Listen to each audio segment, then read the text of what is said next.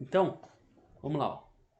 Publiquei essa resenha aí no jornal Folha de Paraguaçu, que eu recebi esse convite do Gabinete de Política para Mulheres, do Governo do Estado de São Paulo. Fui assistir no dia 24 de agosto, na Cinemark, a estreia brasileira da terceira temporada da série The Chosen, né?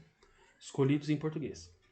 Eu fiquei bastante animado ao sair do cinema, começar pelo fato de ter sido convidado por uma secretaria de governo estadual, cuja titular Sonaira Fernandes configura e sinaliza claramente uma política de Estado voltada à preservação de valores essenciais da nossa civilização, ora tão combalida.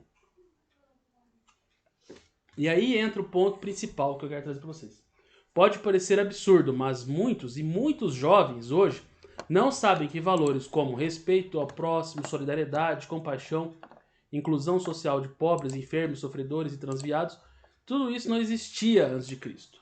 Né? Isso não existia. Daí a origem grega da palavra evangelho, boa notícia, ou seja, imagine como soaram como ótimas notícias a promessa de tais valores, né? Em civilizações sem qualquer esperança, baseadas na lei do mais forte. Muito bem, The Chosen aborda o surgimento desses valores tão inovadores para a época, com os quais hoje nós estamos familiarizados, muito embora os pratiquemos cada vez menos. A gente vê aí, né, no noticiário o que tem acontecido, os crimes bárbaros, o transhumanismo, toda aquela coisa que a senhora colocou ali, né, falando muito bem do admirável mundo novo, que estão querendo pôr em prática isso hoje, coisas abomináveis, enfim. Então, embora a gente esteja familiarizado com os valores cristãos, a gente não está, digamos assim, praticando tanto, né, quanto se esperaria, já que nós temos já 2.000 anos de história influenciadas por esse evangelho. Porém, a gente tem que olhar o lado bom das coisas, né? Tem que olhar o lado bom. Então não é só desgraça que nós temos no mundo. Então vamos lá, ó. Embora pratiquemos cada vez menos esses valores, porque aborda justamente o início do ministério público de Jesus Cristo, mas mostra esse momento germinal com maestria cinematográfica, o que torna a série digna de comparação com o cinema italiano do pós-guerra, devido justamente à ênfase dada no aspecto humano de cada personagem, ficando os efeitos pirotécnicos em segundo plano. Aí tem uma questão aqui, né? O que acontece? O cinema é uma arte, certo? E como arte toda arte tem uma técnica também, de facção, enfim. Para você fazer um filme é necessária a conjunção de inúmeros fatores, inúmeros profissionais de diversas áreas. Existe uma técnica cinematográfica. E essa técnica também foi desenvolvida até certo ponto, que a tecnologia disso hoje é algo inalcançável para pessoas comuns, como nós, por exemplo. Nós não temos como fazer um filme com uma produção de efeitos especiais de Hollywood, né? Embora a gente tenha como assistir. Agora, uma série como essa, ela é feita com crowdfunding, né? Quer dizer, financiamento coletivo. Então,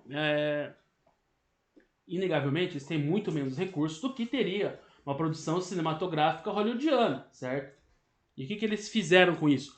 Por isso que eu comparei com o cinema do pós-guerra italiano, né? Do Federico Fellini, né? Do Visconti. São esses grandes diretores de cinema italianos do pós-guerra, porque a guerra destruiu a Itália, destruiu a Europa. Então o cinema italiano, o que ele tinha ali para fazer? Cinema. Tinha só um cenário, destruição, né? E pessoas. Então, o que eles fizeram? Eles focaram nas pessoas, né? Na ação, nos sentimentos, certo? Na ação humana, tá? Então, o cinema é profundamente humano. São filmes assim que você assiste, né? Por exemplo, A Minha Bicicleta. Alguém já viu A Minha Bicicleta? É um filme muito simples, sobre uma bicicleta de um menino, aí a bicicleta dele é roubada, aí ele chora, aí o pai dele vai atrás da bicicleta, entendeu? É uma história assim, muito simples e comovente, né? Comovente. Cinema Paradiso, por exemplo, Cinema Paradiso, né? Enfim, que tem até a trilha sonora do Ennio Morricone, que nós vamos fazer, inclusive eu coloquei no programa do Festival de Música lá de Paraguaçu esse ano. Nós vamos tocar com a orquestra essa obra, que é maravilhosa, né? Devia ter ensaiado isso no violino. Cinema Paradiso. Muito bem. Mas é um cinema humano, focado na personagem. Nada de efeito pirotécnico. Não que eu não sou contra efeito. Como é que se fala? Efeito especial. Não sou contra efeito especial, tá? Tem seu valor. Mas assim, um cinema que quer mostrar, né, valores, quer mostrar justamente as virtudes cristãs, ele não precisa dessa pirotecnia toda, né? Quer dizer, ele tem que mostrar como que as virtudes, os valores cristãos afetam pessoas, né? Isso essa série fez bem na minha visão, né? Eu achei que eles mostram bem assim, o forte deles é isso aí. Tem lá o ator que faz Jesus, nem acho grandes coisas, não é grande ator, o elenco, mas assim, tem a direção, tem o dedo, né, do cinematógrafo, do diretor de cinema, no seguinte sentido, de que quando Jesus faz o Sermão da Montanha, a série mostra, esse episódio foi a estreia brasileira, né? Estreia brasileira, que nós fomos lá em São Paulo. Samuel foi comigo, inclusive. Vamos assistir lá em São Paulo. E o que mostra? Mostra o momento que esses valores ali, precisamente do Sermão da Montanha, começam a circular ali entre as pessoas, entendeu? É igual, por exemplo, igual eu venho aqui e começo a falar pra vocês aqui que dá pra usar a música nas outras disciplinas, vocês nunca tinham usado, supondo, né? Vocês nunca tinham usado a música, vocês começam a usar a música e tal, né? Guardado as devidas proporções, mas o filme mostra isso, a série mostra isso. Jesus fez lá o Sermão da Montanha e aí as pessoas começaram a pôr em prática aquelas coisas, aquelas ideias ali que nunca ninguém tinha posto em prática. Parece bobeira, né? Mas não existe perdão, não existe perdão. Né? Mostra Mateus, por exemplo, o evangelista Mateus, ele era brigado com o pai dele, com o pai e com a mãe dele. Aí, no determinado momento, ele vai lá, né? O pai dele pede perdão para ele, porque o pai dele tinha escutado falar do Sermão da Montanha. Ele estava no Sermão da Montanha, Mateus. E ele também pede desculpa pro pai dele, pra mãe dele. E todos se perdoam ali. É uma cena numa casa, um ambiente menor que esse aqui, simples, entendeu? E é uma cena assim de arrepiar, de doer na alma, de tão bonito que é o negócio. E simples. Então, por que eu tô falando isso pra você? Porque esses sentimentos, essas virtudes, né? Tem várias dimensões, várias lições que a gente extrai disso, como da metafísica que a gente estava falando antes aqui. Né? Por exemplo, eu não preciso de muito para ensinar bons valores, certo? Não preciso de muito, não preciso de recurso material, de nada. Vocês têm muita coisa aqui, graças a Deus, né? Escola maravilhosa. Mas mesmo que vocês não tivessem, vocês poderiam ensinar coisas fantásticas com muito pouco, né? E esse efeito, essa transformação pessoal, ela vale mais do que tudo. E é uma metáfora também da alma nossa, né? Quer dizer, a nossa alma, ela vale tanto que a transformação da nossa alma é a principal obra de Deus. Parece que a única coisa que Deus se preocupa, não a única coisa, mas a coisa que Deus mais se preocupou foi de nos dar esse caminho, né? Essa porta. Então, nem todo mundo consegue essa transformação, mas ela está à disposição de todos nós, né? E vocês vão estar ensinando isso, né? Vocês vão estar ensinando esses valores. Vocês estão numa escola convencional. Por isso que eu achei adequado trazer essa reflexão, né? E tem a ver com a arte, com essa forma como espalha, né? E o Espírito Santo, quando o Espírito Santo vem também, aí você tem uma visão mais clara. O Espírito Santo entra ali nos apóstolos e eles começam a ir. Inclusive, esses 2 episódios que nós assistimos, eles terminam justamente quando os apóstolos saem na primeira missão pública deles. Jesus mandou eles saírem para as várias regiões ali, né? Jesus ainda em vida ali, né? Na vida na Terra. Aí ele... Eu não vi a Paixão. A Paixão ocorre aqui na segunda temporada? Eu não sei, a gente assistiu a terceira, né? Não, eu Ou acho que o não. primeiro porque- episódio Da terceira. da terceira. Primeiro e Paixão. segundo, né? Primeiro e segundo. Não. Não. Esse que a Agora. gente assistiu, isso. Então, se ele sai na vida agora, assim, pra fazer as missões, então com certeza deve estar na segunda temporada. Uhum. A Paixão? Provavelmente. Não, a Paixão deve ser pra frente, né? Se for seguir a ordem cronológica, mas não sei se... Tá. Não sei se segue. Esses episódios que eu só vi esses 2. Mostra o início do ministério público dele mesmo, né? Tá. Entendeu? Então eu notei essa forma como os valores, os ensinamentos vão se propagando. Né? E isso, agora você pega o efeito disso ao longo de 2000 anos de história, e nós temos, não à toa, nós temos essa civilização que nós temos hoje. Né? Então, olha só. Que torna a série digna de comparação com o cinema italiano devido à ênfase dada no aspecto humano de cada personagem, tá? Ficando efeitos pirotécnicos em segundo plano. Um elemento digno de nota é que a atuação do elenco deixa transparecer exatamente o elan da transformação valorativa, ou seja, é possível ver nas expressões dos atores um momento em que os valores cristãos passam a fazer parte de suas vidas. Pode até parecer pouco, mas foram necessários 2000 anos de intensa movimentação histórica para que chegássemos ao nível de compreensão que temos hoje, e ainda assim temos dificuldade em compreender a profundidade da promessa do Cristo, pois que aquelas pessoas tão humildes que vemos retratados em The Chosen parecem ter vivido com muito mais intensidade do que nós os ensinamentos do Santo Evangelho. Então o que eu falo? Quer dizer, já faz 2 minutos que a gente sabe disso, mas a gente às vezes não põe em prática, né? E pessoas simples que ele escolheu ali. Tem um momento ali que, não sei se foi o André, ou foi o André, ou foi o Simeão, que falou para Jesus assim, mas senhor, por que o senhor não escolhe um homem letrado, né? Um advogado, um contador, uma pessoa mais qualificada para ser apóstolo? Porque nós somos tudo chucro, ignorante, né? Mais ou menos disseram isso. Não, se eu quisesse pessoas sábias, eu não teria escolhido vocês. Isso também sem graça, assim, né? É até engraçado, tem uns momentos engraçados, né? Quer dizer, ele quis pegar aquelas pessoas simples ali, tinha uma razão, um propósito pra isso, né? O convite a São Mateus eu vi bem. Esse daí ele Você viu? ele estava ali na coletoria de impostos, né? E nosso senhor passou e falou assim, né? Me segue, né? E ele fica... Ele não entendeu muito bem. Nossa, ele fica tocado e ele anda com uma roupa melhor que a dos outros, né? Porque São Pedro é mais assim, já. É que eu me identifico com São Pedro, assim, que é mais, né? E aí ele vai, ele já não estava muito bem com aquela história dos romanos.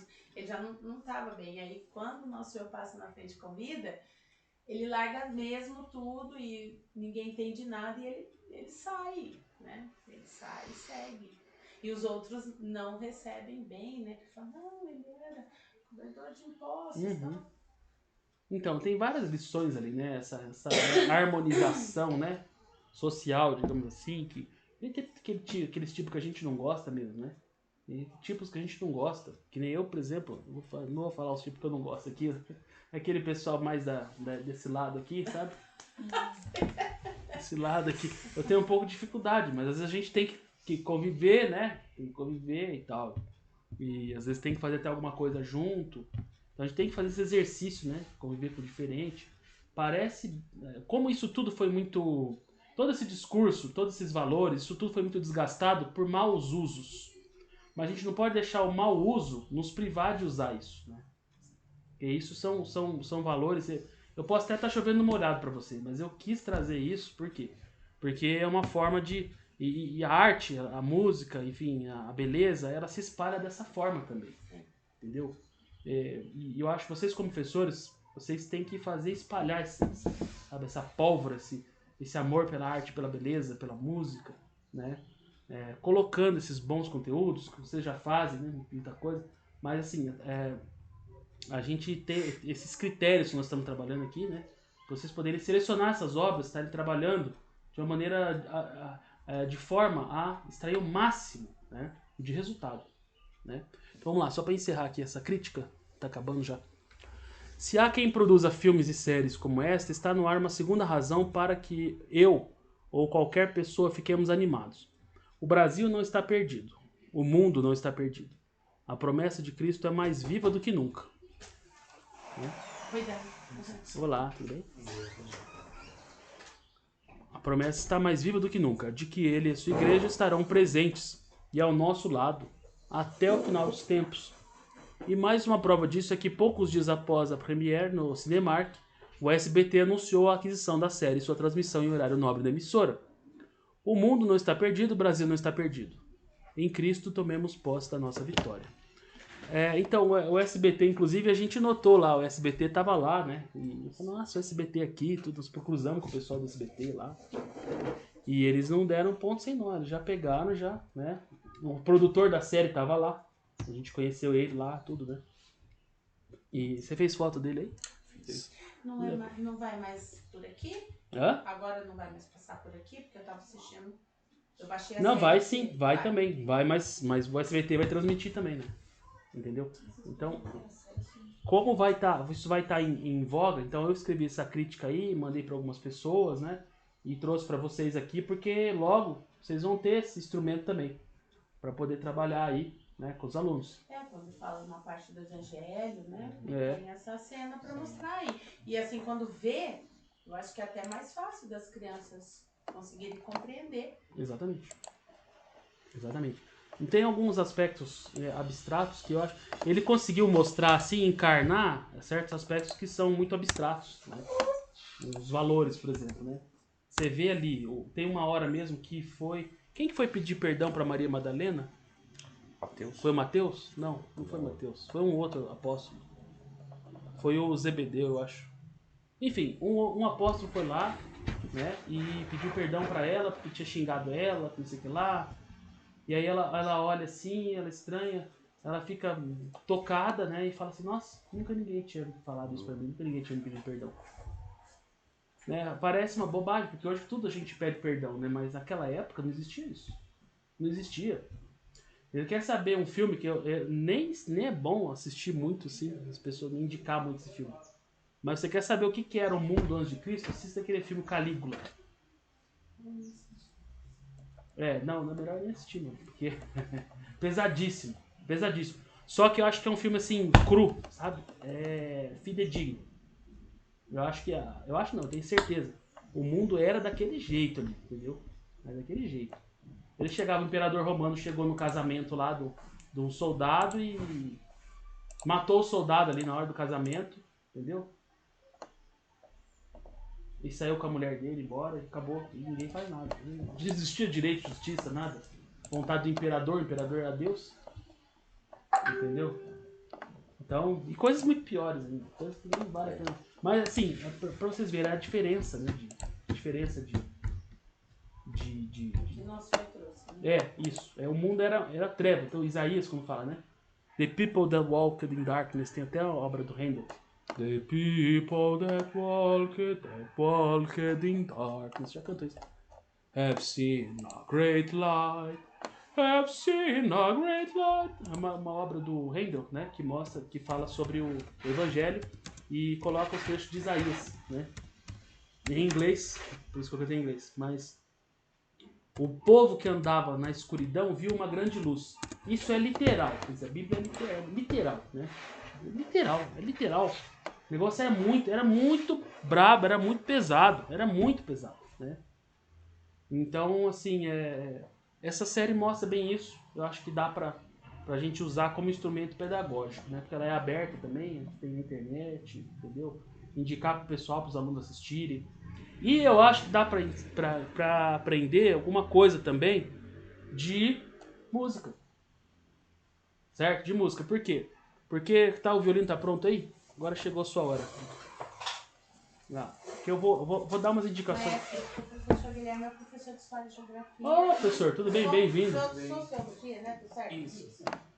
Eu precisei concluir uns relatórios, por isso que eu não participei desde o início. Excelente. Mas vamos ficar hoje e amanhã. Tá, eu vou pedir pro senhor fazer uma apresentação sua.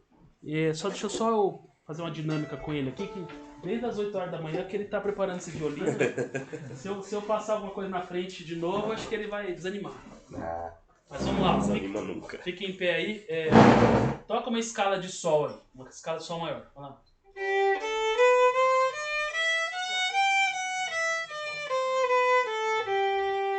Ok, essa é uma escala de sol maior. Agora é o seguinte, olha pra mim.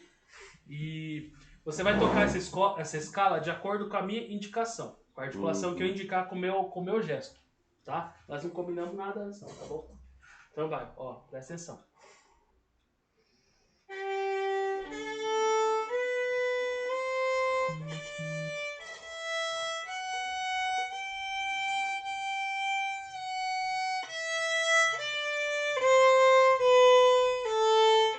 Tá, agora mais rápido, dobra o andamento.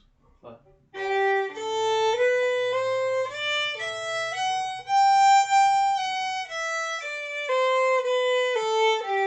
Ok, beleza.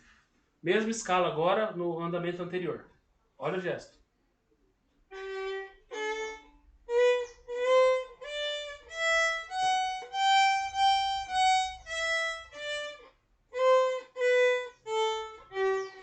Tocou as mesmas notas, né?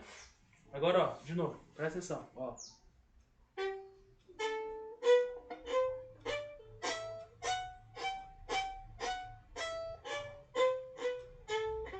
Bom, ele tocou as mesmas notas, 3 vezes de forma diferente, 4 vezes na verdade, né?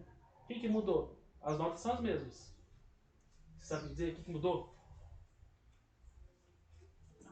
conheço música, mas parecia que uma tava mais encadeada, né? Assim, mais sequenciada. E a outra tava mais picadinha, assim, principalmente a última, Sim, né? mas por que ele mudou? É de acordo com a sua orientação, que foi mais assim, a outra era harmoniosa, e seguia assim, então ele ia dando a sequência e encadeamento. Isso, é isso aí. Acho que é isso. É isso aí, é isso aí. Exatamente. Outra coisa, ó, agora presta atenção na dinâmica, ó, dinâmica. Mesma escala, tá? Ó, aqui, ó.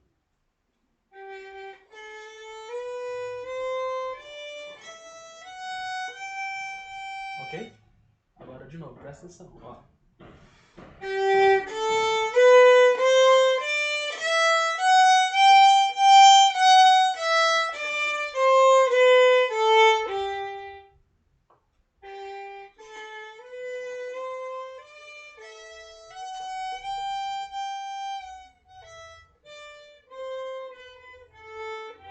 Ok, mesmas notas. O que mudou? Altura. Assim, quando fez o movimento mais aberto, assim, né? O que ele fez? O som aumentou, ficou mais alto, assim, né? Mais forte. O outro ficou mais... Eu precisei falar alguma palavra? Não. O que Pelos você fez? gestos. Eu interpretei o seu gesto. O gesto, né? Então é isso. Vocês entendem? É isso. É isso. Pode sentar. Obrigado. Palmas para o nosso violinista.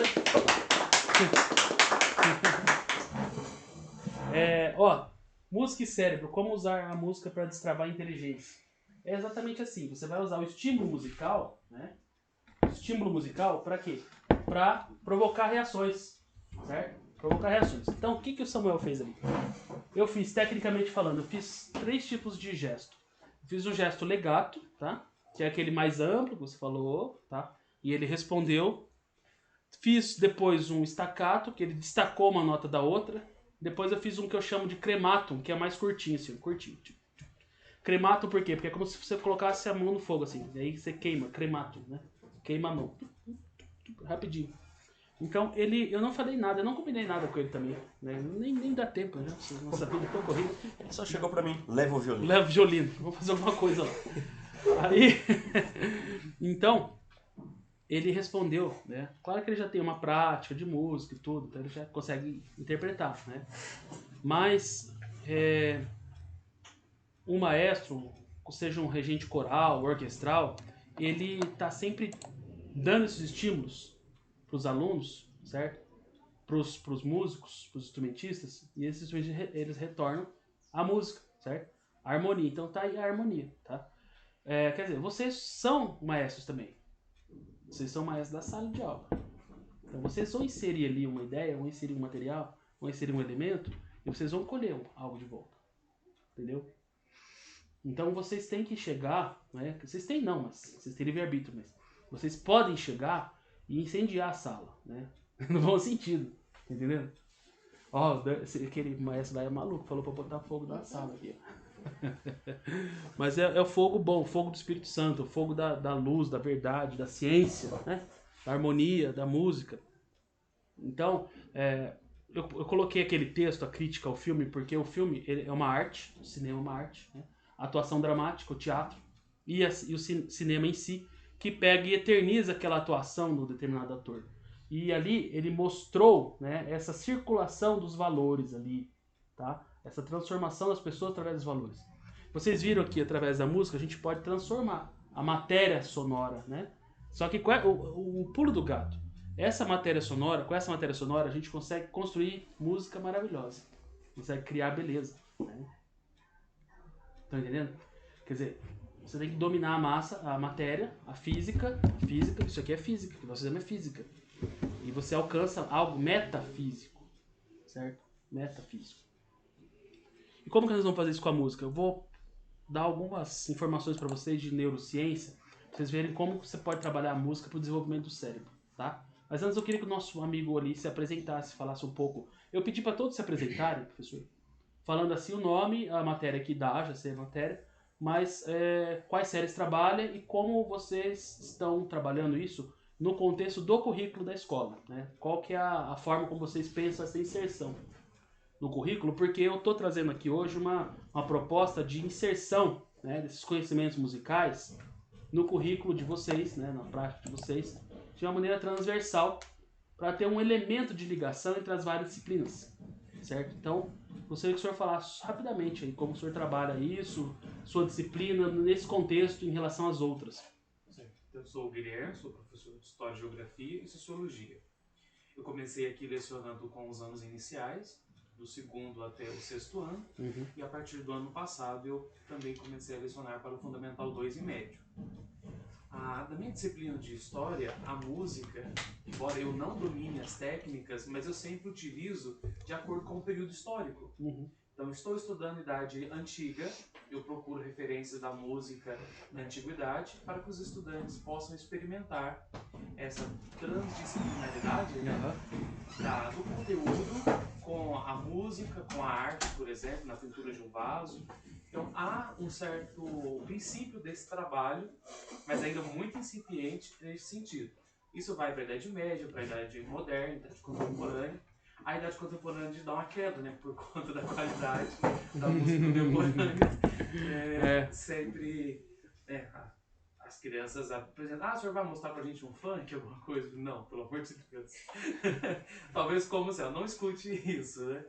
Mas em suma, seria assim, professor. Sim. Não, perfeito. A história, né? A gente falou bastante. Cadê o professor de história? Até eu falei, cadê o professor de história? Porque a gente começou a falar bastante história aqui. Porque nós temos um período, né, de história da música muito, muito valioso, que vem aí da Idade Média até mais ou menos o século XIX. E eu indico, tá? Já indiquei a leitura do meu livro, tem aqui na biblioteca, Ensaio sobre a Música Universal, do canto gregoriano a Beethoven. Por que eu selecionei esse período histórico? Porque é um período que tem as maiores conquistas, né, do desenvolvimento da forma da estrutura musical. E coincidentemente não, realmente um propósito que estava ali em germe e foi sendo desenvolvido nesse arco de aproximadamente 1000 anos aí, que é mais ou menos o período áureo da música ocidental, tá? Mas tem um princípio gerador, um fato gerador. E qual que é esse fato gerador? Esse fato gerador é justamente a estrutura litúrgica, estrutura da missa. Eu demonstrei nesse livro um negócio que eu fiquei muito satisfeito, sabe, de ter apresentado esse raciocínio nesse livro. É um raciocínio que, quando eu apresentei, eu achei que eu ia receber uma enxurrada de críticas, né? Pessoal descendo o pau no livro. Até hoje ninguém desceu o pau no livro. Ninguém. Só reclamaram do tamanho da letra, porque tá muito grande. A letra é muito grande. Mas assim, o pessoal que tem dificuldade de ler gostou. Né? O pessoal que tem mais dificuldade, assim, usa óculos. Mas por que eu falo isso? Porque essa visão, eu vim da universidade pública, né? A universidade pública tem uma visão materialista. Então eu apresentei uma visão do desenvolvimento musical absolutamente metafísica, certo? Que a gente está trabalhando aqui desde o início essa questão da metafísica, né? Que é aquilo que está para além do físico, do palpável, né? Um raciocínio mais conceitual abstrato, ele já entra no campo da metafísica, né? A lógica entra no campo da metafísica. Então assim, o desenvolvimento da forma musical, da estrutura musical, ele é compreendido na maior parte dos tratados, nos livros, né? Nos cadernos acadêmicos, cadernos de pesquisa. Na maior parte, eles são tratados como? São tratados de uma maneira materialista. O que é uma maneira materialista? É uma maneira puramente física, certo?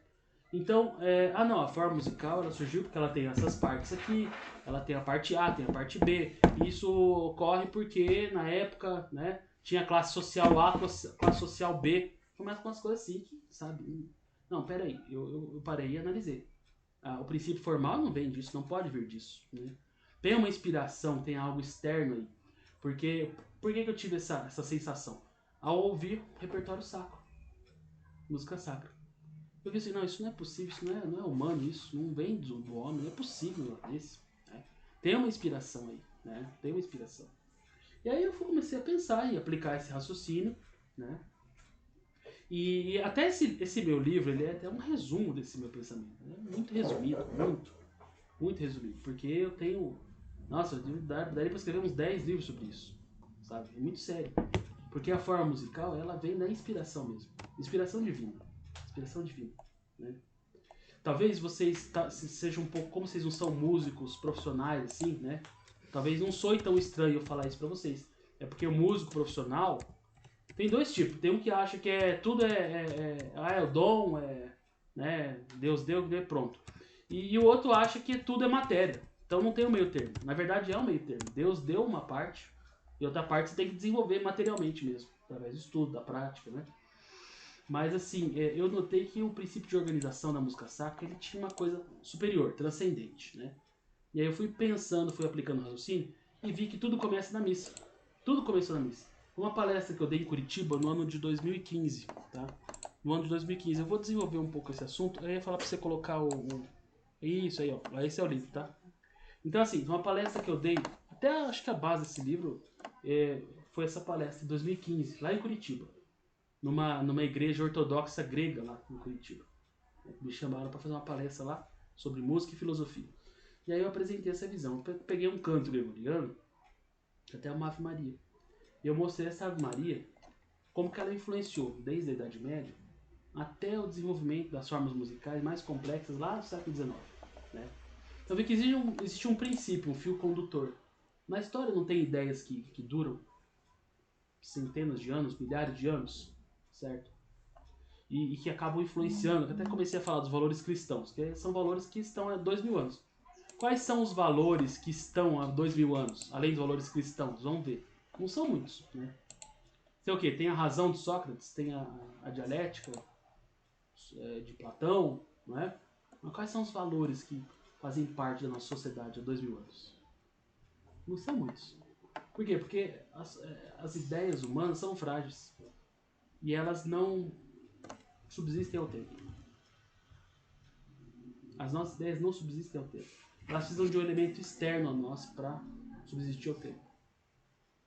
E quer ver um exemplo disso? Vocês já viajaram para a Itália? Já foi para a Itália? Já viu, com certeza, você foi lá no Vaticano, viu, né? Como é que é o Vaticano. Você anda um pouquinho ali, 3, 4 quilômetros do Vaticano, você vai chegar ali no Coliseu Romano, né? E aí você vê o cuidado que tem a igreja com os prédios, né, antigos que ela administra. E aí você vai no Coliseu, que é aquela coisa secular, a ruína, a destruição, né? Na igreja tudo preservado, lindo, maravilhoso. Por que isso? Será que é uma coisa humana? Será que se ficar só no aspecto humano, a gente conseguiria preservar as coisas? E até o respeito e o cuidado para entrar nas igrejas, né? Em beleza você não entra de qualquer jeito. Não entra. Não entra, né? Você não entra de bermuda, regata, não entra.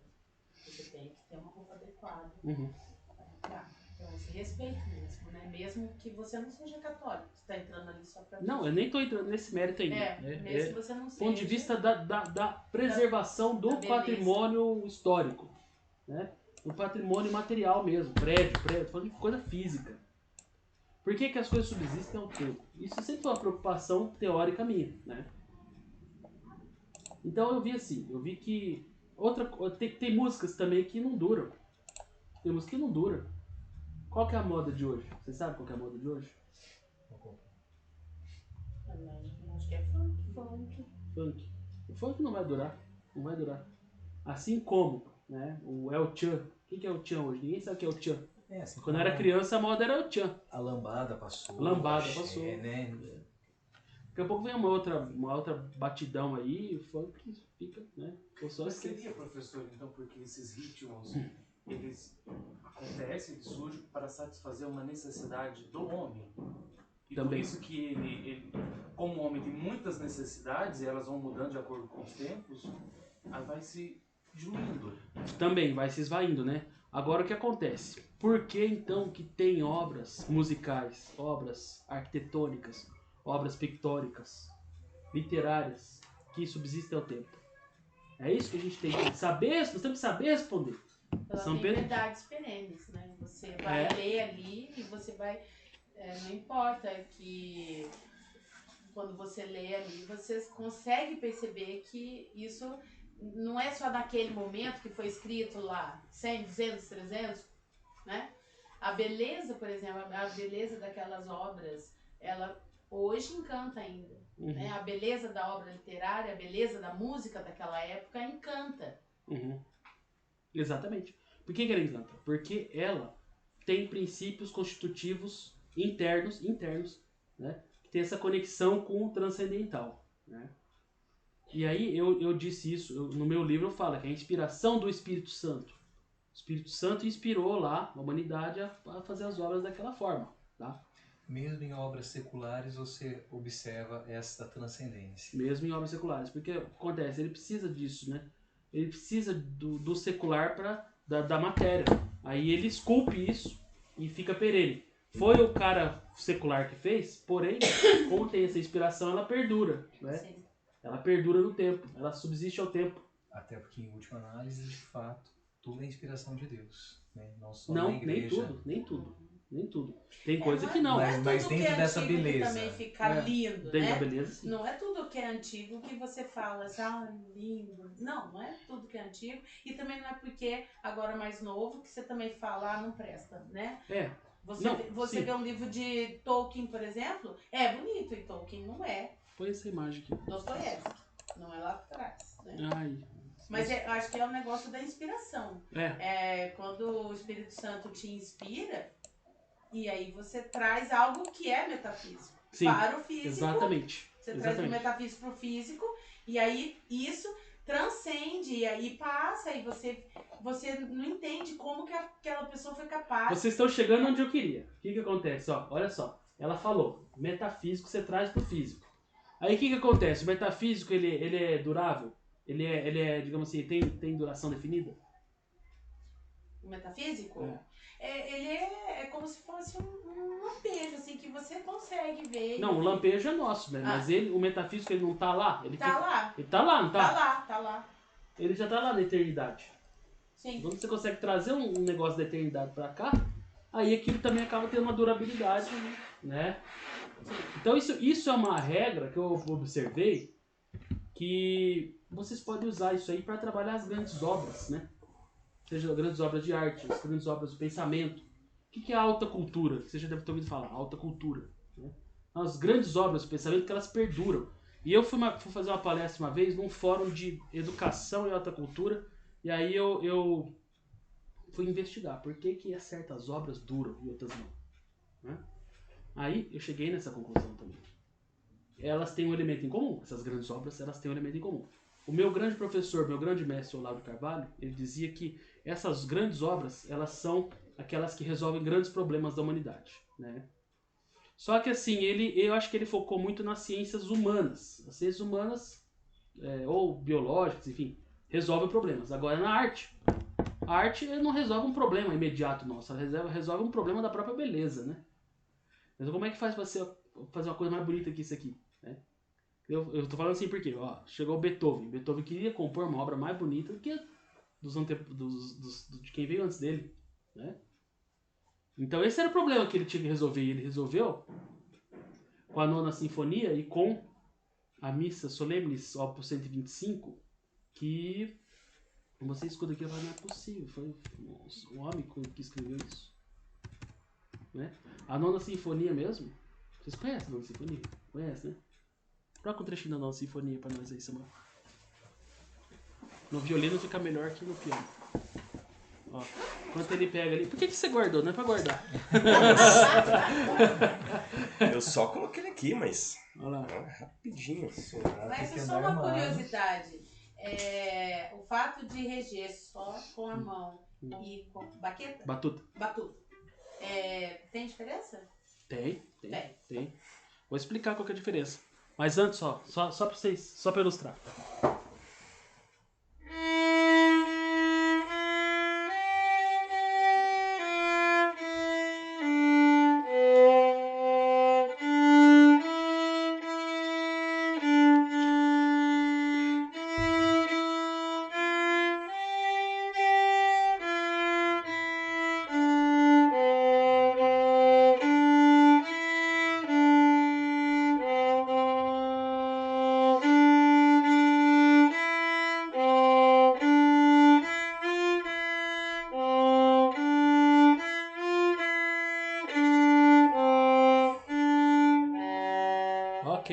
Ok, obrigado. Aê, tudo bem? Então, uma melodia, é um trechinho melódico muito simples. Agora eu vou dar a tarefa pra vocês. Por que isso ficou tão lindo, hein? Vamos ver, por que ficou tão bonito isso na Nona Sinfonia?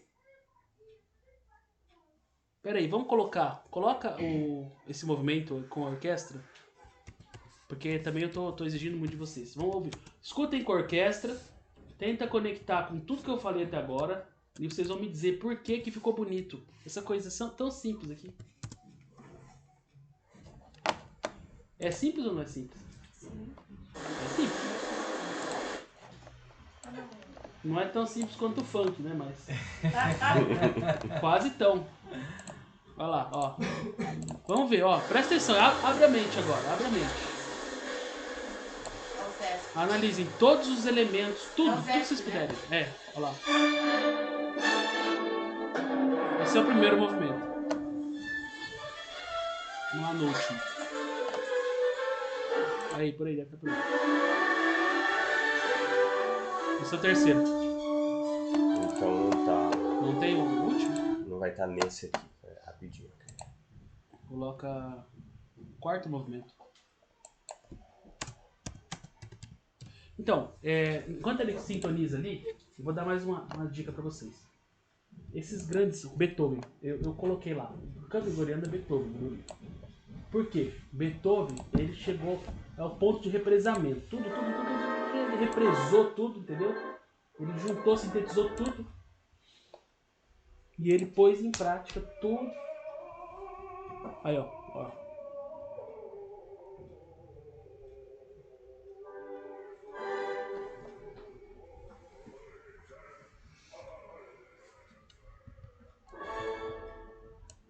Vamos fazer melhor, ó. Ao invés de vocês me falarem, cada um de vocês vai escrever, tá?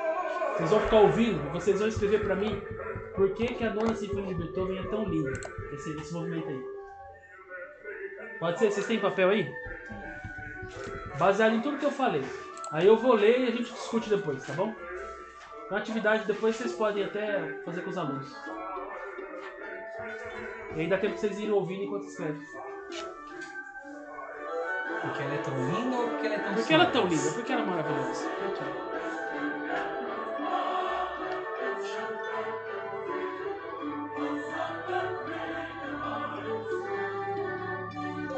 Sendo tão simples como que ela ficou linda.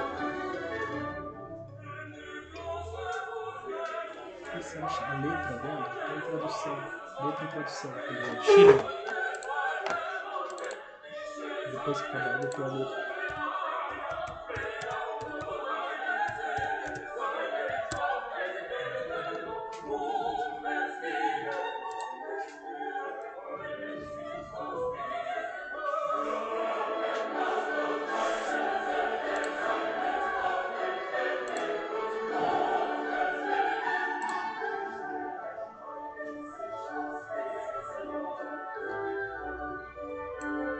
Aí, isso aí.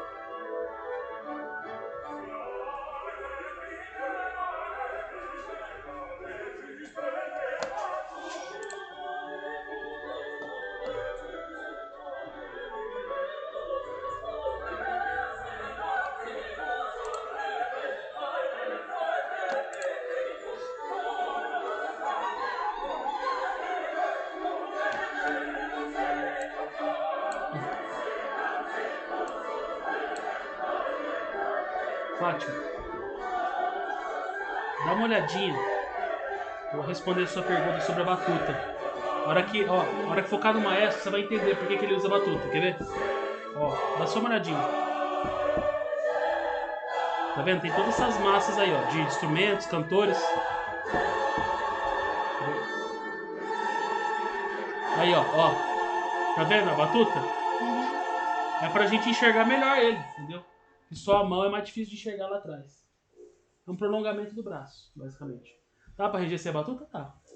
Só que prejudica a visibilidade dos... Entendeu? De quem tá lá atrás. Fagote? Fagote, assim.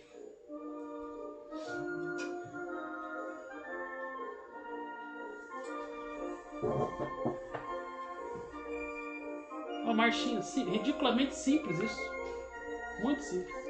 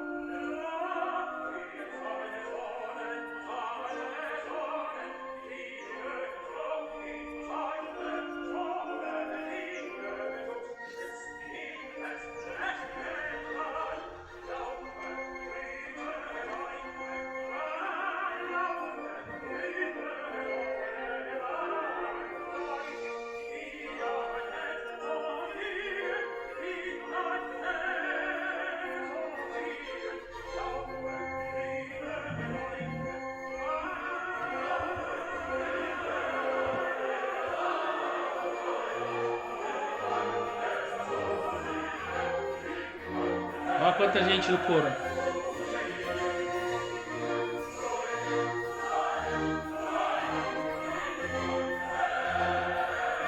Informação importante para vocês. O coro já existia na Grécia. Né? Pois na Idade Média começou a ter coro de novo na igreja. Tá? Renascimento, Barroco, foi ressuscitando a tradição do coro. Mas é uma coisa que já tinha lá atrás. Né? Ele usou o coro aí, tá? Os instrumentos foram se desenvolvendo, ele usou também. Os cantores, o que eu falei pra vocês? O maior instrumento que é? A voz. Eu quero pôr um negócio pra vocês aqui, a letra. Vocês têm que dar uma olhadinha na letra.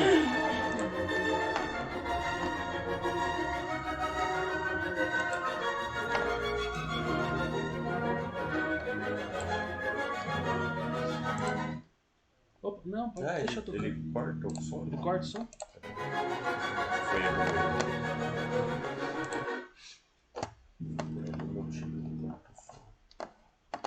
Tá, pera aí, eu vou ler pra vocês a letra rapidinho. Vocês também vale a pena. Pera aí, rapidinho, vai. Põe a letra e depois eu solto a música.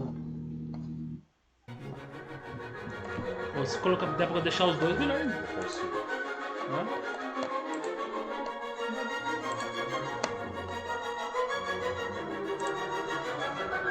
Ó. Alegria, bela centelha divina, filha de Elísio. Ode a alegria. Friedrich Schiller. A letra do maior escritor da época. Ébrios de fogo, nós entramos em teu celestial santuário. Tua magia reúne novamente o que o costume rigorosamente dividiu. Todos os homens serão irmãos, onde tuas suaves asas repousam. Alegria. Aquele que conseguiu o grande lance de ser amigo de um amigo, aquele que conquistou uma nobre mulher, deixe-nos juntar-se ao nosso júbilo. E também aquele que chame de sua apenas uma só alma no mundo, mas aquele que não conseguiu isso, deixe-nos sozinhos chorando. Todas as criaturas bebem alegria no seio da natureza. Todos os bons, todos os maus, seguem seu rastro de rosas.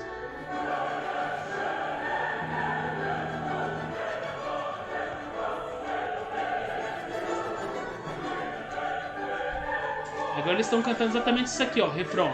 Alegria, bela centelha divina, filha de Elísio, ébrios de fogo, nós entramos em teu celestial santuário.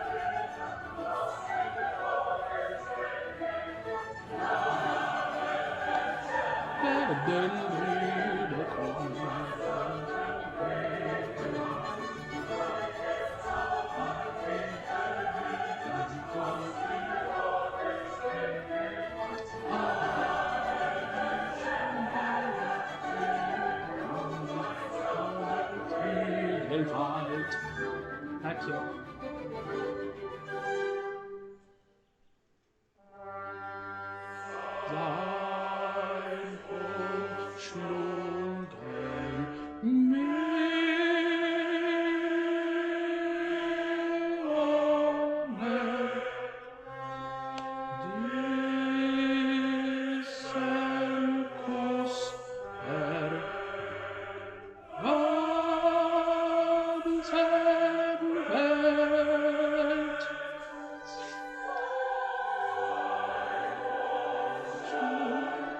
Aí entra o coro, né? Solista, coro, solista.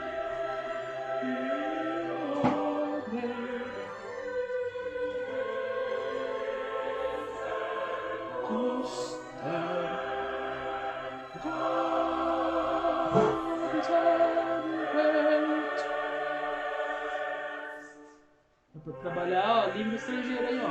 Sim. Mas alemão ninguém merece, né? Alemão é pertinho do inglês. Né? Só que não. Só que não. Só que não.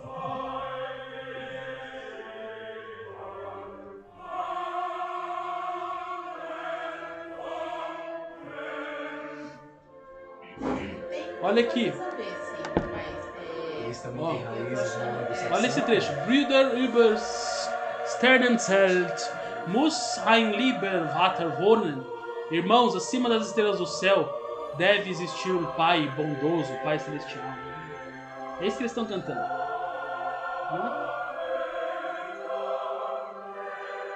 Ahnest du den Schöpferwelt? Sentes teu Criador, ó mundo? tradução é muito ruim, né? Mas, enfim, dá pra entender. Presentes a presença do teu Criador, né? Deveria ter sido mais bem feita, mas dá pra entender mais ou menos o sentido global, né? Porque dentro do alemão é muito bem composto. Tem esse problema nas traduções, né? Sim, normalmente tem. A tradução literal fica muito ruim, né? Tem seu sentido mesmo.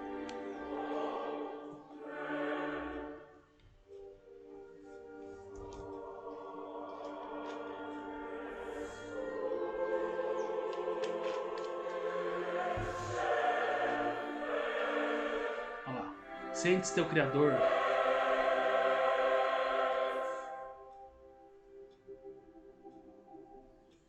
Procure-o acima das estrelas do céu. Esse ficou bom. Such ihn über Stemmenzelt. Such ihn. Pronúncia complicada. O alemão tem uma pronúncia complicada.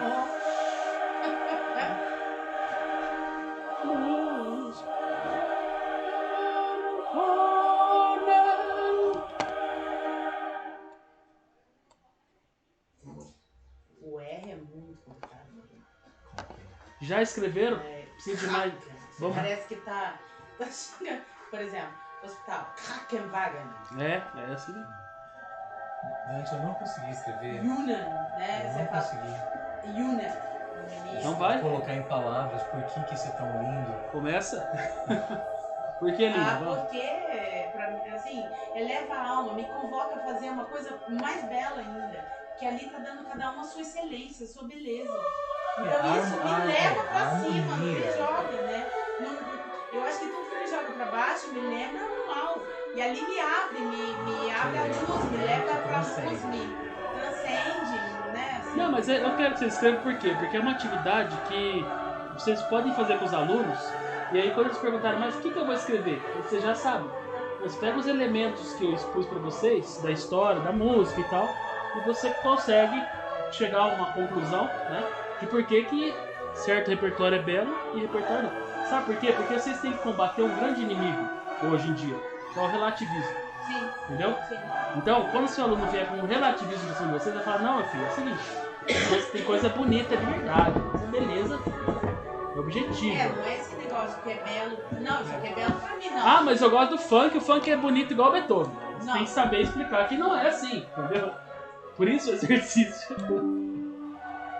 Mas fique tranquilo, não se preocupa não, escreve o que vier na cabeça, a gente vai trabalhar isso. Então... Não vou dar nota não, tá? É uma música assim, esse pedaço então muito bonito. Parece que ele vai entrando no céu, né? Vai entrando no céu. É algo que sobe você, né? Você começa a se sentir mesmo filho de Deus e que você é lindo e tudo vai nesse sentido. E de fato parece que evoca glória, uma coisa assim. Mas assim, vocês têm que saber explicar isso com elementos. Não é só o sentimento, né? Isso. Não pode ser só, porque o sentimento tá fácil ali, né? Isso te incendeia, né? Mas você tem que ver como é bonito, como é harmonioso, todo mundo ali no mesmo, dando o seu melhor e tocando belo. E você nota quando, né, assim, todas, eu não sei como é que chama, é arco, né? Harmonia. Arco, né? Ser arcada, assim, que então, todo o mesmo quando sentido. sobe todo mundo, aí quando, né? Então todo mundo buscando uma harmonia. Exato. Ó, e aí tem harmonia entre solistas, também solistas, Sim. cantores solistas, a orquestra e o coro. É extremamente complexo manter esse equilíbrio, né? Eu digo porque às vezes eu monto obras dessa forma, com solista, com orquestra, com coro. É um equilíbrio, é igual se tratar de boiada, se segurar a boiada. Segura a boiada aqui, essa boiada vai, aquela boiada vai, né? Não é assim? É desse jeito. É buscando uma harmonia mesmo, né? Porque você, numa música toda esculhambada, não acha, te faz mal. Mas aí, você tem que escrever quais elementos da história, né, das artes, da metafísica e tudo, o que está presente aí para que isso seja tão lindo. Entendeu? Olha aí, olha esse trecho.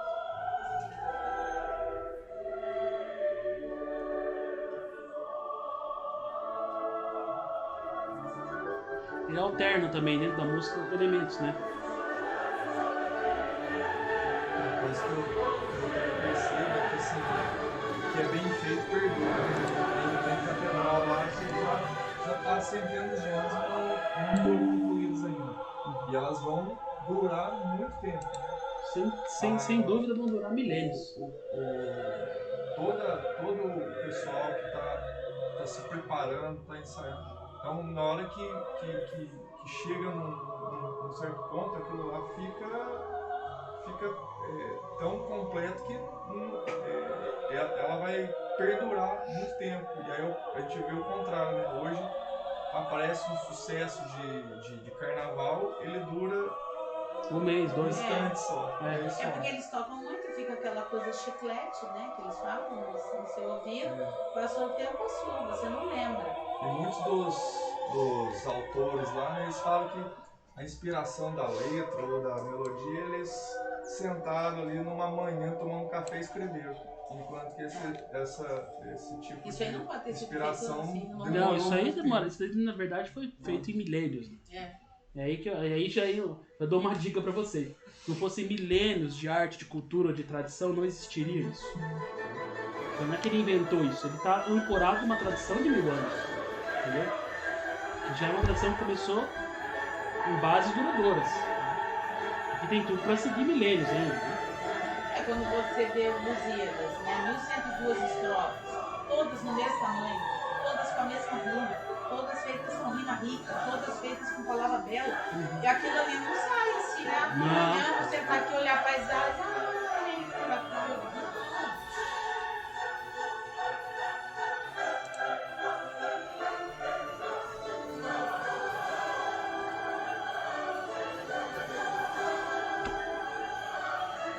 É uma obra para o Festival de Poços. E cada um completando ali com a sua voz, com o seu instrumento, né? Não é um sozinho, né? Cada um vai completando. E mesmo que seja um individual, forma um uníssono, né? É bom vocês se familiarizando com essa obra aí, do jeito que eu sou, eu vou querer montar isso aqui em Poços, hein? Opa!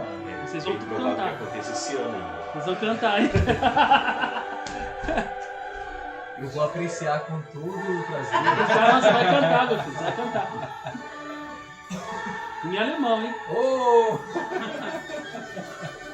Eu faço vocês cantarem em alemão, em latim, em francês, em russo, o que precisar.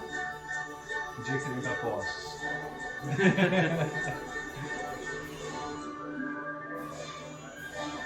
É o corte. Eu tava ensinando o corte lá pra... Num grupo desse você tem que dar um corte muito grande pra não sobrar. Legal. Os aplausos. Imagina a senhora, a professora Fátima, naquele vestido azul ali, solista. Não, bem mais mostra Eu isso. consigo imaginar, eu consigo. Gente, então é o seguinte. Vocês querem me mostrar agora os textos? Já tá pronto? Quer me trazer depois do almoço? Eu posso dizer porque eu não trabalho à tarde. Eu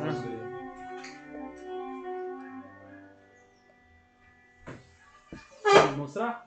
Vamos lá, de forma bastante sucinta, inspirada. Beleza está na transcendência, na excelência, na harmonia gloriosa, grandiosa.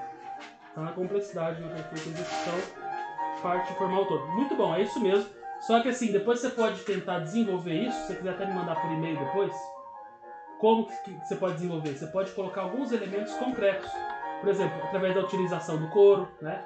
Que está ancorado numa tradição que vem lá da Grécia.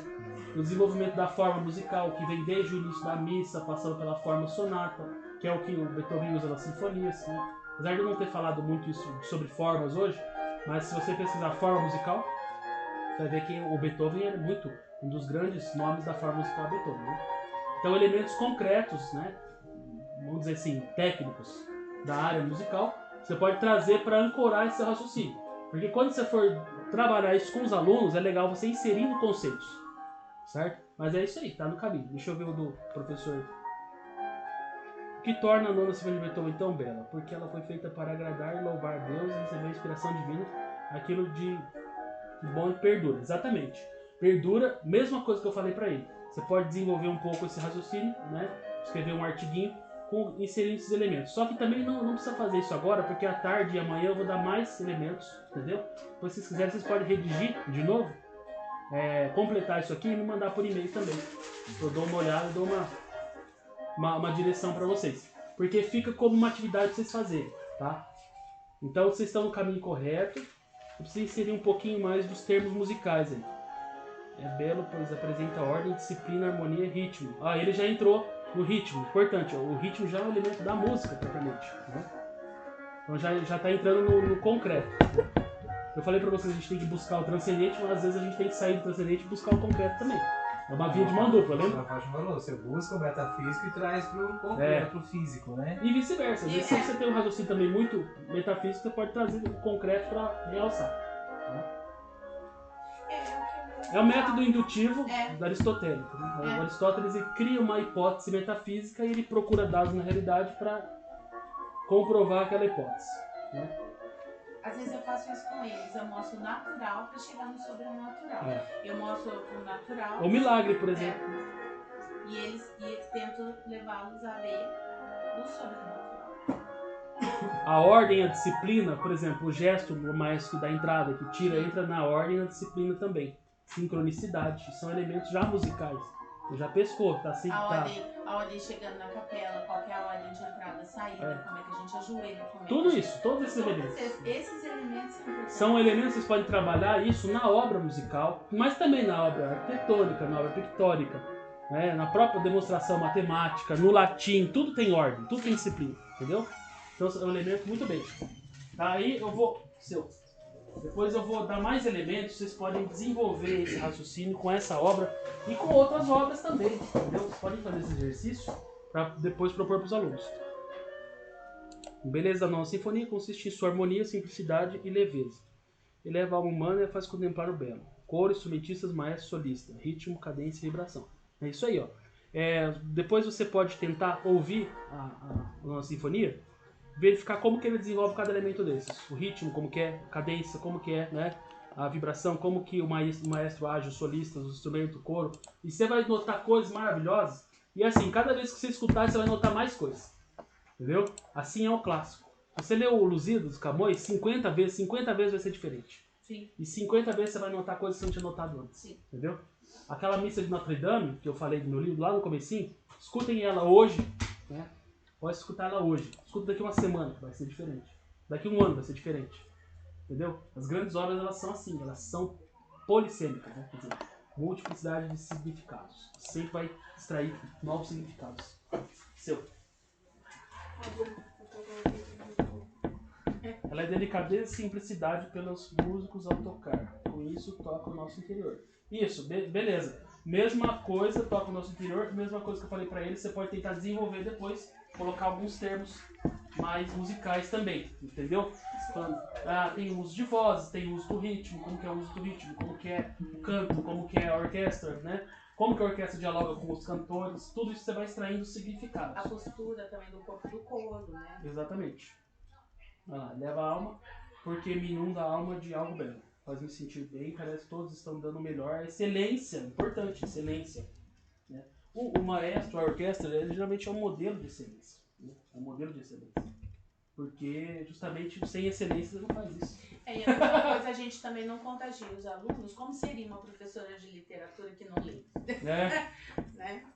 Não ia convoca a fazer algo belo. Interessante isso aqui, ó. Convoca a gente a fazer algo belo, né? Vamos fazer aqui, vamos fazer em posse. Né? Alguém já fez isso aqui? Obra? Nós temos essa obra especificamente, eu não saberia responder, mas nós temos o Festival de Música das Montanhas, temos alguma coisa. Quem vem no festival, se ainda é o mesmo, é o maestro Jean Reis. Eu não sei se ainda é, com a Raquel Mantovani. Minha prima. Aqui, uniformidade, noção de conjunto, harmonia. Uniformidade é sincronicidade, que ele escreveu também, que é a ordem e disciplina, né? Que é um elemento musical. Noção de conjunto, de fato, eles têm que ter essa noção de conjunto. Tá? Isso aí dá para trabalhar com os alunos, uma coisa simples, por exemplo. Você pega uma bola, você junta os alunos e você joga a bola, o aluno tem que pegar a bola. Parece simples, mas ele tem que pegar a bola. E se você jogar a bola ao mesmo tempo, né, você vê que cada um pega num tempo diferente. Então dá para você trabalhar a noção de sincronicidade até com uma bola. Né? Mas a noção de conjunto, harmonia, você que tem várias dinâmicas, dá para trabalhar também, né? Várias dinâmicas, com bichinho, com balões, com tudo, né?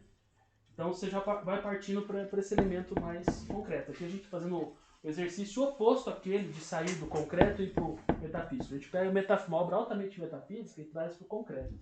E por que eu quero que vocês saibam fazer isso? Porque aí vocês conseguem demonstrar, por A mais B, né, de maneira lógica e até psicológica, que existe a beleza, que ela é um dado objetivo da realidade, né, e que existem obras clássicas que elas merecem e devem ser estudadas.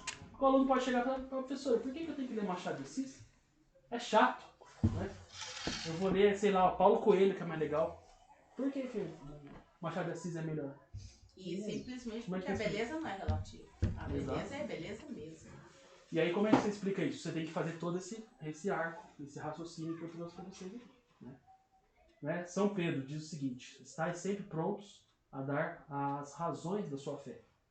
Então, da mesma forma, você tem que estar sempre prontos a dar as razões da beleza. Porque a fé e a beleza também andam juntas, né? Então você tem que saber justificar. Por que essa obra é bela? Por que você tem que ensinar isso e não aquilo? Certo? Por que você tem que aprender isso e não aquilo? Vai chegar uma hora que vocês vão se deparar com essa situação. Vocês vão se deparar aí, um dia vocês vão. Ah, mas eu não gosto disso porque eu gosto do funk, porque eu gosto do sertanejo, do axé, e é tudo igual, né? E aí, como é que faz? Então esses são os elementos, tá bom? À tarde, então, eu vou trazer a parte da neurociência, que agora não deu tempo, mas tá bom agora pela manhã, vamos almoçar, né? Sim. Vamos almoçar e depois a gente volta. Amanhã você está conosco novamente. Novamente. Certo.